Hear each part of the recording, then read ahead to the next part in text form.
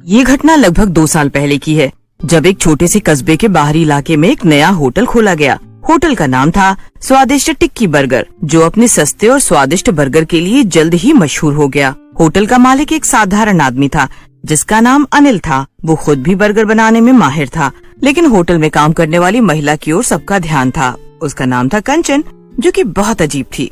अनिल भाई, तुम्हारे यहाँ के टिक्की बर्गर सबसे बेस्ट होते हैं। आज तक मैंने कहाँ टिक्की बर्गर नहीं खाया, लेकिन आपका टिक्की बर्गर जैसा कहीं नहीं खाया।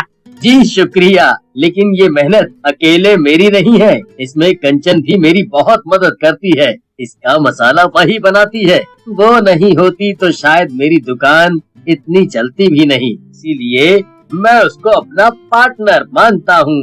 अच्छा, कहाँ है आपकी पार्टनर? मैं उनको भी धन्यवाद बोलना चाहता हूँ। वो देखिए, वो बैठी है कंचन। ग्राहक उसकी तरफ जाकर पूछता है, आप ही कंचन हैं क्या?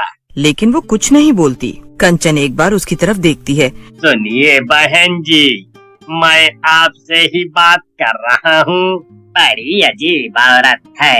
मैं यहाँ बात कर रहा हूँ और इसको अपने मेकअप की पड़ी है। मेकअप के बाद भी इसका चेहरा फीका और उदास ही लग रहा है। कंचन ग्राहकों को गुस्से से देखती है, लेकिन इस बार भी वो कुछ नहीं बोलती है। कंचन कभी भी किसी से बात नहीं करती थी और न ही उसके पास कोई दोस्त था। लोग कहते थे कि वो हमेशा अजनबी सी रहती थी, जैसे उसके भीतर कोई डर या राज छुपा हो। एक दिन वहाँ रोज आने वाला ग्राहक राजीव अनिल की दुकान पर आता है। तो टिक्की बर्गर पैक कर देना भैया, और एक हमेशा की तरह मेरे लिए यहीं होटल में ही दे दो। खाते खाते तभी राजीव अचानक लापता हो जाता है। ऐसा पिछले 2 साल में कभी नहीं हुआ था। वो रोज सुबह सुबह होटल में आता था और एक टिक्की बर्गर खाता था, फिर वो ऑफिस चला जाता था।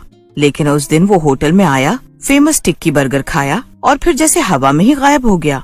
होटल के अन्य कर्मचारियों ने उसे ढूंढा, लेकिन वो कहीं नहीं मिला। अरे देखो, वो यहाँ से कहाँ चले जाएंगे? जाकर देखो, अंदर ही तो थे, फिर कहाँ गए? ऐसे ग्राहक गायब होने की खबर बाहर नहीं जानी चाहिए। हमें ये बात दबानी पड़ेगी। सब जगह देख लिया सर, लेकिन राजीव सर का कुछ पता नहीं चल रहा। बड़ी अजीब बात है, अचानक कहाँ चले गए? आज तो पैसे भी नहीं दिए। कुछ दिनों बाद होटल में एक और रहस्यमयी घटना घटी। अचानक ही बर्गर में कुछ बदलने लगा। पहले जो बर्गर स्वादिष्ट होते थे, अब वो कुछ अलग स्वाद देने लगे थे। ये बर्गर खाने के बाद कुछ अजीब महसूस हो रहा है, जैसे पेट में दर्द हो या फिर शरीर सुस्त और थका थका सा महसूस हो रहा है। होटल में कंचन की गतिविधियाँ और भी रहस्यमयी होती जा रही थी। एक रात कंचन होटल के पीछे के छोटे से कमरे में कुछ अजीब सा कर रही थी। वो छुपकर कमरे में गई, तभी अनिल के नौकर ने उसको वहाँ जाते देखा। वो कंचन के पीछे पीछे जाता है और देखता है कि कंचन किसी चीज का घोल बना रही है। आज मैं घोल बनाकर इसी में और टिक्कियाँ बना दूंगी, जिससे लोगों को पता चलेगा कंचन कौन है।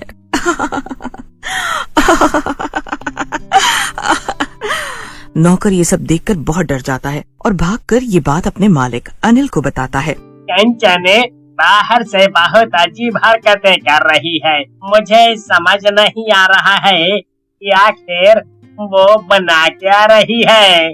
अनिल अपने नौकर की आवाज को नजरअंदाज कर देता है और अगली सुबह फिर से दुकान को वैसे ही चलाता है जैसे कि रोज चलाता था। आज तो आपका टिक्की बर्गर और भी बुरा लग रहा है। इसमें आपने कौन सा मसाला डाला है तो इतना गंदा स्वाद दे रहा है? तभी एक आदमी अचानक से बेहोश हो जाता है और बाकी के 2 अचानक से गायब हो जाते हैं। शहर में अफवाहें फैलने लग जाती हैं। अनिल के टिक्की बर्गर जहरीले होते हैं, उसको मत खाना, क्योंकि उसको खाकर लोग बीमार पड़ जाते हैं या तो गायब भी हो जाते हैं। आज मैं ऐसा मसाला बनाऊंगी जिससे आपका बिजनेस फिर से चल। अनिल कंचन की बात पर यकीन कर लेता है और सो जाता है।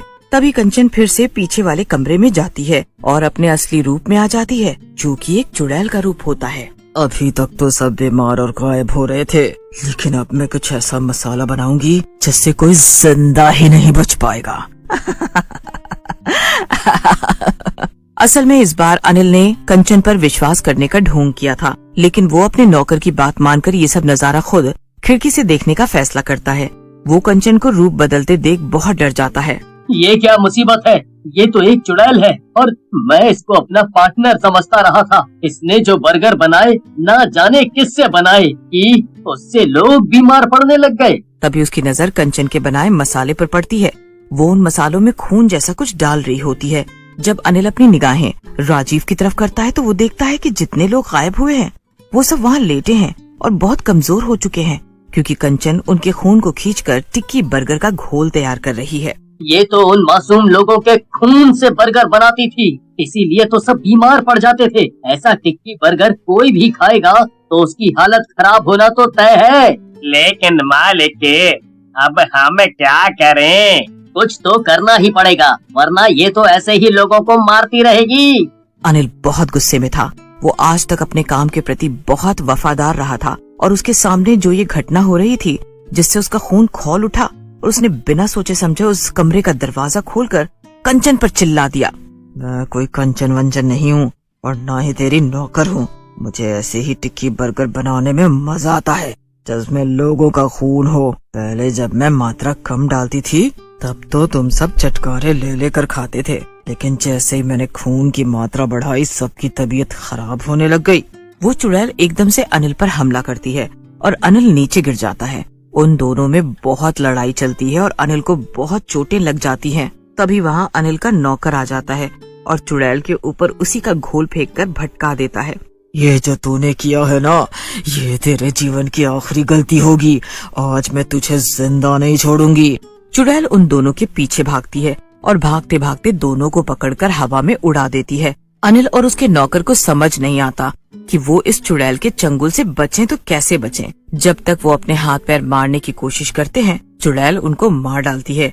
अगले दिन सुबह गांव वालों को अनिल और नौकर गायब मिलते हैं, लेकिन दुकान अभी भी चल रही होती है। कंचन मन ही मन में सोचती है, आज तो तुम टिक्की बर्गर खाओ, फिर तुम्हें पता चलेगा इस टिक्की बर्गर में कितना स्वाद है। ग्राहक को कंचन की बात बहुत बुरी लग जाती है और वो अनिल के बारे में पता करने का सोचता है।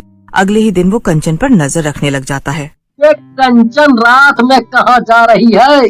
जरूर इसी ने कुछ किया होगा अनिल को। ग्राहक उसका पीछा करते करते उसी कमरे के पास पहुंच जाता है जहाँ पर कंचन ने सबको मार के छुपाया होता है। आए, अब पता चला इसका राज। अभी जाकर गांव वालों को बुला कर लाता हूँ, फिर देखते हैं इसका क्या करना है। वो उस चुड़ैल के दरवाजे पर कुंडी लगाकर गांव वालों को बुलाने चला जाता है। सारे गांव वाले वहाँ आ जाते हैं। हे भगवान, ये तो बहुत ही डरावनी चुड़ैल है। हमें इसे इसी घर में बंद कर देना होगा और फिर इस घर को हम कबहू नहीं खोलेंगे, वरना अगर ये बाहर निकली तो हम सबको मार देगी।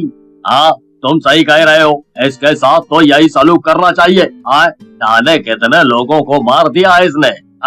सारे गांव वालों ने धीरे धीरे काम करना शुरू किया जिससे चुड़ैल को कुछ पता न चल पाए और वो घर मंत्रों के साथ चुड़ैल को उसी कमरे में बंद कर देते हैं और ताला भी लगा देते हैं। उसके बाद कोई उस कमरे के पास से जाना तो दूर, कोई उस होटल के आसपास तक नहीं गया। हर गांव में सबको ये चेतावनी दी जाती है कि वहाँ कोई नहीं जाएगा।